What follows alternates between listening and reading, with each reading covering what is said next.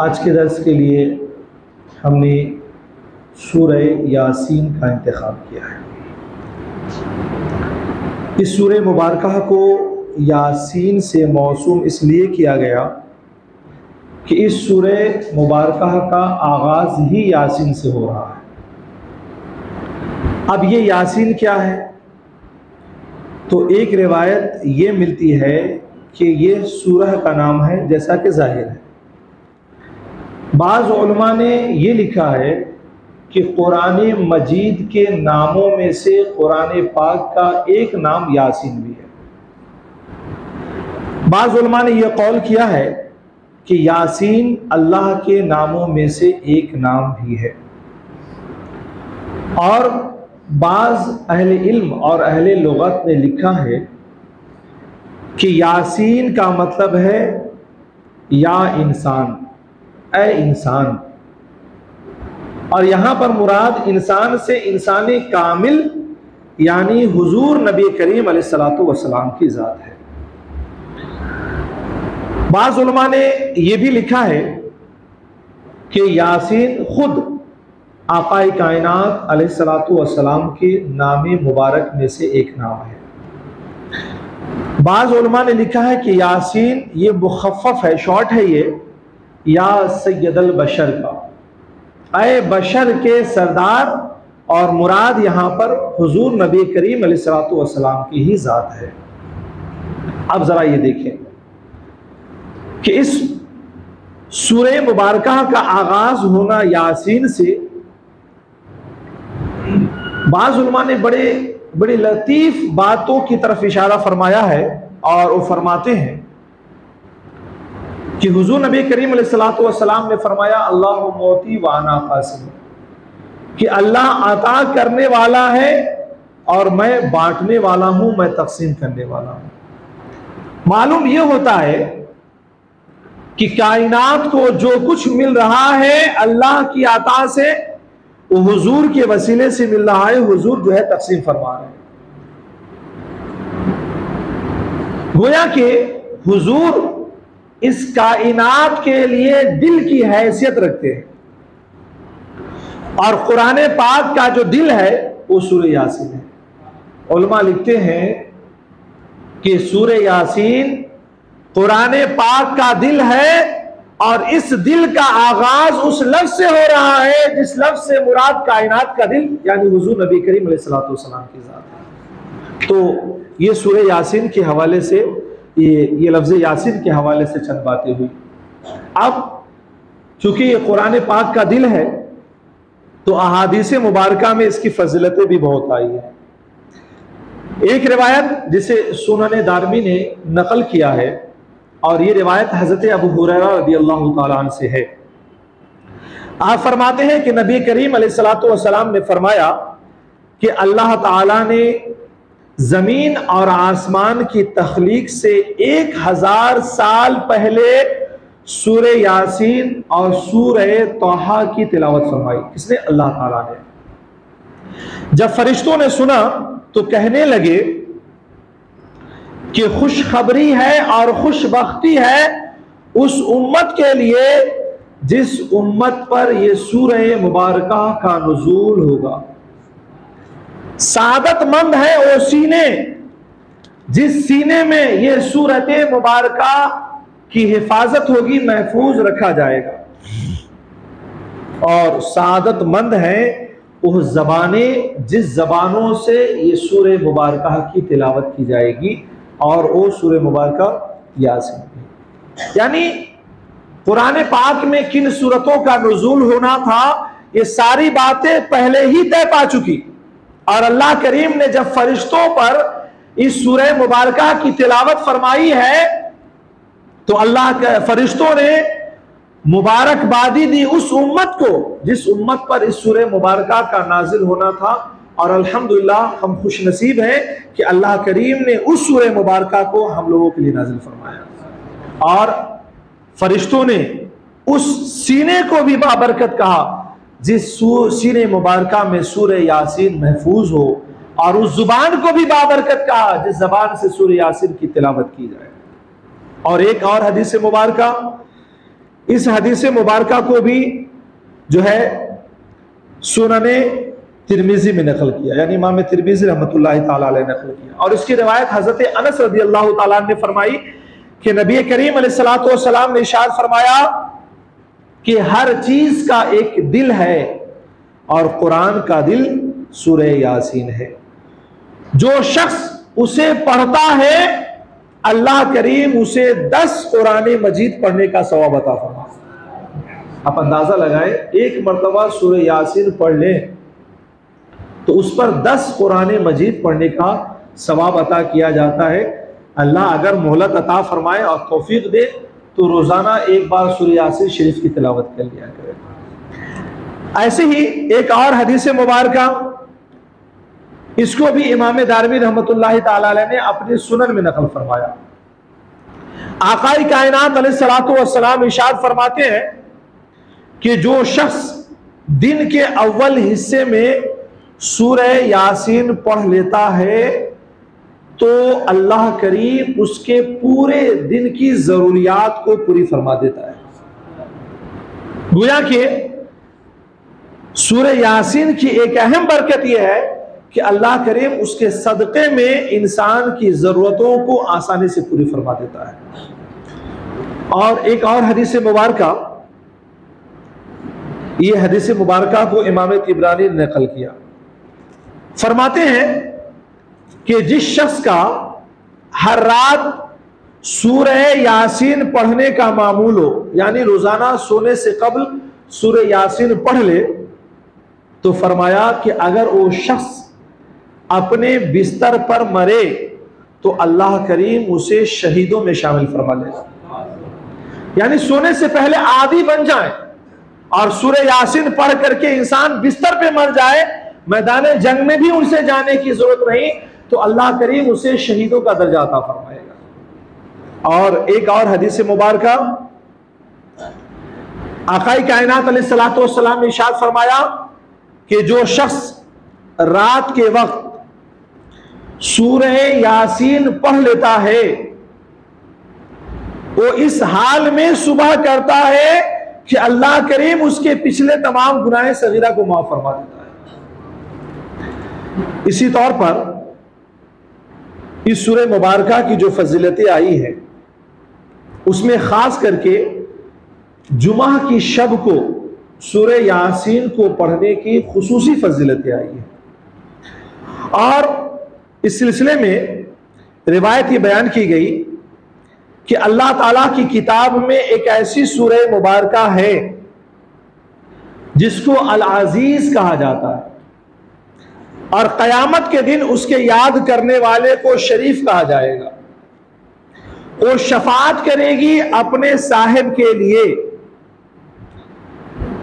Rabia मुज़िर लोगों की तादाद से मुराद है, भी ज्यादा लोगों की अल्लाह, ये सूरा शफात यानी कबीला बनु मुज़िर और कबीला रबिया, इनकी तादाद उस जमाने में सबसे ज्यादा थी।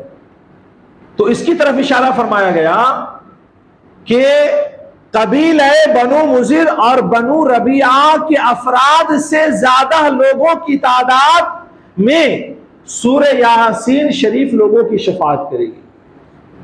और जो सूरह शफात करेगी वो यासीन है।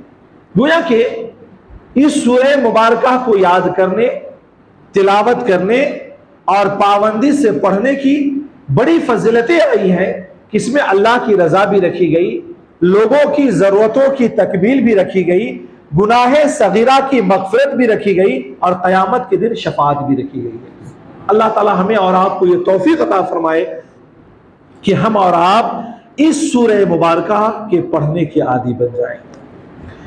अब जरा इसके मज़ामीन पे गौर करते हैं। तो सूरह यासीन पर अगर तवज्जो दी जाए तो बहुत ज्यादा तवील सूरह मुबारका नहीं है, लेकिन इसमें अल्लाह की वहदानियत, रिसालत और क़यामत, 3 चीजों का पैगाम दिया गया है। और सबसे पहले हुजूर नबी करीम अलैहिस्सलातु वस्सलाम की रिसालत को कुरान पाक ने कसम खा करके बयान कर दिया कि ऐ महबूब आप सिराते मुस्तकीम पर हैं। और अहम चीज यह है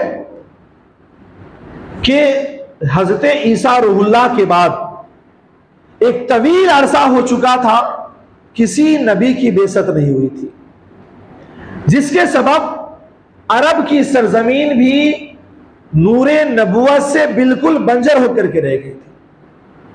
अब जाहिर सी बात है कि ऐसी सरजमीन पर जब हुजूर नबी करीम अलैहिस्सलातु वस्सलाम की बेइज्जत हो रही है, तो हुजूर नबी करीम अलैहिस्सलातु वस्सलाम की नबुवत को कबूल कर लेना आसान नहीं था, क्योंकि ये ऐसी कौम थी कि जिनके पास न तौहीद का तसव्वुर, न रिसालत का तसव्वुर, न किताब का तसव्वुर, न वही का तसव्वुर, न फरिश्तों का तसव्वुर, न क़यामत का तसव्वुर, न जन्नतो दोज़ख का तसव्वुर, ऐसी किसी चीज का तसव्वुर नहीं था। और हुजूर नबी करीम अलैहिस्सलातु वस्सलाम उन्हीं चीजों का पैगाम लेकर के आए, लिहाजा इस कौम का हुजूर की रिसालत को कबूल कर लेना आसान नहीं था। यही वजह है कि जब हुजूर ने दावत दी तो हुजूर नबी करीम अलैहिस्सलातु वस्सलाम को हर तरह की मुखालिफत का सामना करना पड़ा। ऐसे आलम में अल्लाह करीम ने सूरह यासीन में कुफ्फार मक्का और मुशरिकीन मक्का की तंबीह के लिए गुज़िश्ता पैगंबर के वाक़यात सुनाए, और वो ये कि अल्लाह करीम ने 2 पैगंबर को मबूस फरमाया, वो लोग दीन का काम करते रहे, फिर उनकी तायद के लिए एक और पैगंबर को मबूस फरमाया, और इन तीनों ने मिल करके दीन का बड़ा जोरों शोर से काम किया। आलम यह हुआ कि फिर भी कौम उन्हें कबूल करने के लिए आमादा ना हुई, और उस आलम में कोई एक बंदे मोमिन ने खड़े होकर के उन अंबियाए कराम की हक्कानियत का ऐलान किया, अल्लाह की वहदानियत का ऐलान किया, अपने ईमान का ऐलान किया, तो कौम ने उसके साथ ये सलूक किया कि उसे शहीद कर दिया। आलम यह हुआ कि फिर अल्लाह करीम ने उस कौम पर अपना वो आज़ाब नाजिल फरमाया कि उस जमीन से इंसान का मुकम्मल तौर से वजूद ही खत्म हो गया। और उस वाक़े को बयान फरमाकर सूरह यासीन में कबूलियत रिसालत के हवाले से पैगाम दिया गया कि ऐ लोगों देखो, पहले के लोगों ने अगर किसी पैगंबर के दावत तौहीद और रिसालत और आखिरत को कबूल नहीं किया है तो हमने रूए जमीन से उसका वजूद खत्म कर दिया, अगर तुमने भी कबूल ना किया तो हम तुम्हारे भी वजूद को खत्म कर देंगे। उसके बाद आगे चल करके रिसालत पर गुफ्तगू करने के बाद अल्लाह करीम ने अपने वहदानियत का पैगाम दिया कि ऐ लोगों ये बताओ कि इस बंजर जमीन पर बारिशें कौन बरसाता है, किसके हुक्म से ये जमीन मुख्तलिफ किस्म के अजनास और रंग बिरंग के फल पैदा करता है। ऐ लोगों ये बताओ ये चांद और सूरज किसके हुक्म से चलते हैं, ये चांद और सूरज किसके ताबे हैं कि आज तक अपने वक्त से ताखीर करके ना निकला, आज तक इन दोनों का टकराव ना हुआ। आखिर कौन जात है जो इतने महफूज तरीके से वक्त की पाबंदियों के साथ निकालता है और इन दोनों को टकराव से बचाता है।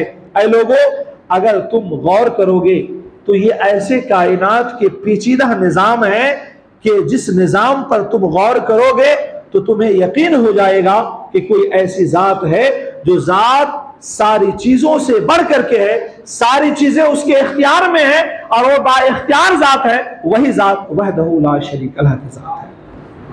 और फिर उसके बाद एक और तकवीनी दलील देगी कि ऐ लोगों ये बताओ कि इस पानी पर दरियाओं में समंदरों में कश्तियों को कौन चलाता है, उस पर 1000 टन वजन डाल दिया जाए उसके बावजूद उसके अंदर तैरने की सलाहियतें कौन पैदा करता है। वरना तो आलम तो यह है कि एक छोटा सा तिनका भी डाला जाए तो डूब जाए, पत्थर डाला जाए तो डूब जाए, मगर 1000 टन वजन को लेकर ये कश्तियां चल पड़ती है और महफूज तरीके से चली जाती हैं। तुम गौर करोगे तो तुम्हें एहसास होगा कोई ऐसी जात है जो अक्ल के खिलाफ काम भी करा देती है और इंसानी अक्लें उसे समझने से बाहर है। वो जात कोई और नहीं, वो वहदहू ला शरीक लह की जात है। उसके बाद तीसरे हिस्से में क़यामत के हवाले से गुफ्तगू की गई सूरह यासीन में। और जो लोग ये मुसलसल एतराज किया करते थे कि मरने के बाद अल्लाह हमें कैसे जिलाएगा, जब हम मिट्टियों में गल जाएंगे, सड़ जाएंगे और मिट जाएंगे, तो फिर वहां से हमारे गोश्त पोस्ट और हड्डियों को कैसे निकाला जाएगा।